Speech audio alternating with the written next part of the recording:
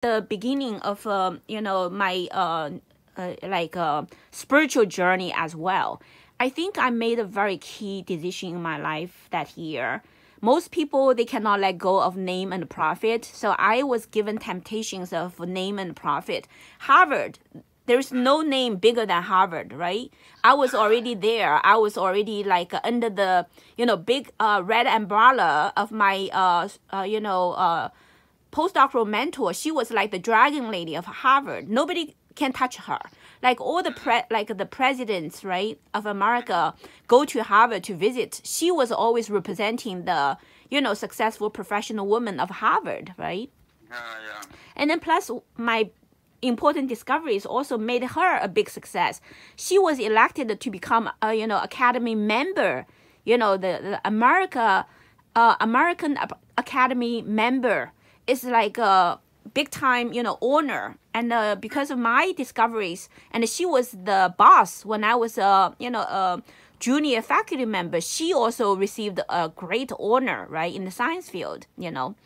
So in every regard, I mean, if I want to just have secure life and the safety and the name and profit and enjoy my, you know, comfort, no one would make the decision that I made. Correct? So I think spiritually, I passed a big test to let go of the human world glory. I didn't want human world glory, but I want to search for, you know, an answer for human sufferings, right? So I was compassionate.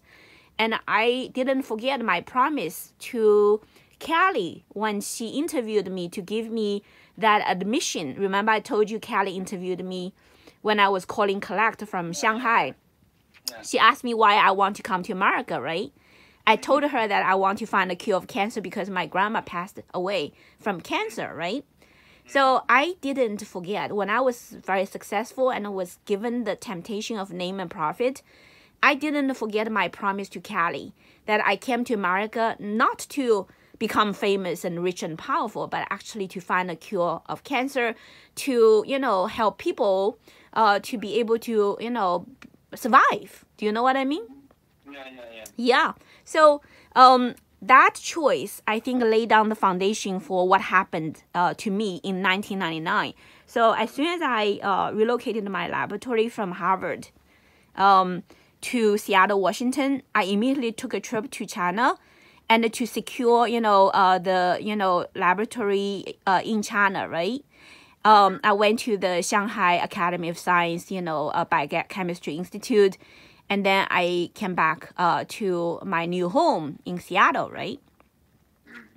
And then something incredible happened. Okay, this is the reason I want to tell you tonight that, you know, the concept about mother. Okay, what happened was that, you know, I went back to China in October. Okay. I came back to Seattle, and I decided I was busy, you know, just unpacking my boxes from, you know, Harvard, right? My new home, my new lab, my new team members, you know, my new equipment, everything is new, right? So I was so busy at home and so busy at lab, you know, every day just running around. Okay. So at that time, my heart felt that something is going to be, you know, everything is going to be new, okay? Because I'm about to return to my homeland, China, and I'm also now the true boss of there's nobody above me anymore. I am the principal investigator. I have, you know, all the power to decide what I want to do. Okay. Before, when I was in Harvard, everything I do, I need to get permissions from, you know, the supervisor. Although I was in Harvard, but, you know, I had Dr. Patricia Donahoe above me. So, you know, the money and everything was managed by, you know, her team. So when I went to Seattle, I became the true boss and nobody can tell me what to do. I have the complete power to decide how to manage my team, my projects, you know, my direction, and I have my own lab, you know. I mean, it's like I'm the captain now, okay? So my heart was filled with quite a lot of confidence, okay? And furthermore, I had my, 4-year plan to relocate the entire system back to China, right? Yeah, yeah. So I consider that to be nothing wrong at the time, okay? Not knowing that I was about to be, falling into the devil's trap. That's the biggest trap. The devil wants to destroy me because the moment I go back to China, basically I became the traitor of America. You know why? Because everything that I learned, I got. All my, skills, my scientific knowledge, all my accomplishment, were all supported by American people's tax dollars. Yeah. The moment I take all that back to China, which pretty much means that I betrayed the, trust of American people. Do you know what I mean? And I basically would become the biggest CCP agent who steal intellectual property from America. Do you know how much intellectual properties were in my brain? I mean, that was just a huge amount of, innovation, discoveries, resource, and I was the leader of the entire field. You know what I mean? Of the studying cancer, right?